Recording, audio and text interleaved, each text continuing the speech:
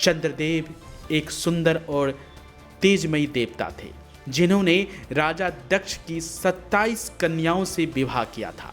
इसमें एक थी रोहिणी, जो अपने रूप और मनमोहक स्वभाव के लिए सबसे अलग थी और जानी जाती थी। चंद्रदेव का दिल रोहिणी पे ऐसे लगा कि वह अपना ज़्यादातर समय उसी के साथ बिताने लगे।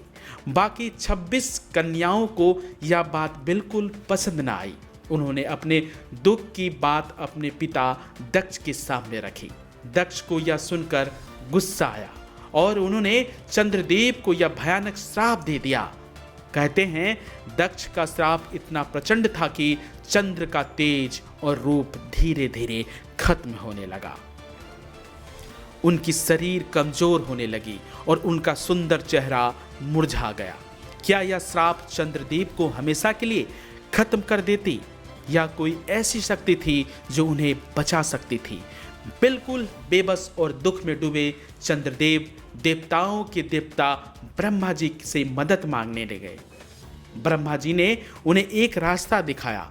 जाओ, धरती पे प्रवास करो, उस पवित्र स्थल पर जाओ जहां त्रिवेणी संगम है, वहां भगवान शिव की तपस्या करो।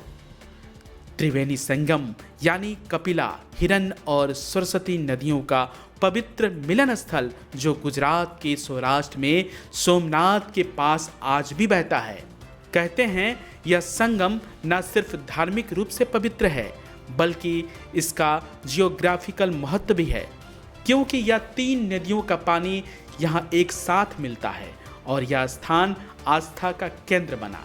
लेकिन सवाल यह है कि चंद्रदेव की तपस्या सच में शिव जी को खुश कर पाई? चंद्रदेव ने एक शिवलिंग स्थापित की और दिन रात कठिन तपस्या करने लगे। उनकी भक्ति इतनी गहरी थी कि खुद भगवान शिव उनके सामने प्रकट हो गए।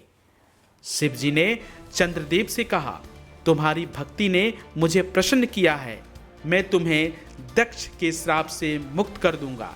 लेकिन दक्ष का श्राप इतना मजबूत था कि पूरी तरह खत्म नहीं हो सकता था। तो शिवजी ने एक वरदान दिया, तुम्हारा तेज हर महीने 15 दिन तक घटता रहेगा, लेकिन अगले 15 दिनों में फिर से पुनः तुम्हें वो तेज प्राप्त हो जाएगा।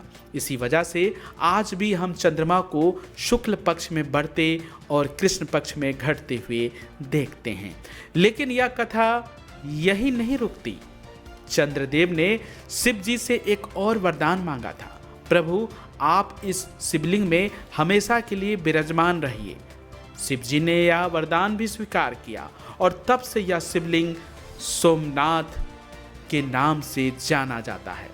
सोम के नाथ यानी चंद्र के भगवान। लेकिन दोस्तों, सोमनाथ की पौराणिक कथा इससे भी गहरी है। स्कंद पुराण के मुताबिक यह मंदिर सिर्फ एक बार नहीं बल्कि हर युग में अलग अलग रूप में बना। सतयुग में चंद्रदेव ने इसे सोने से बनाया।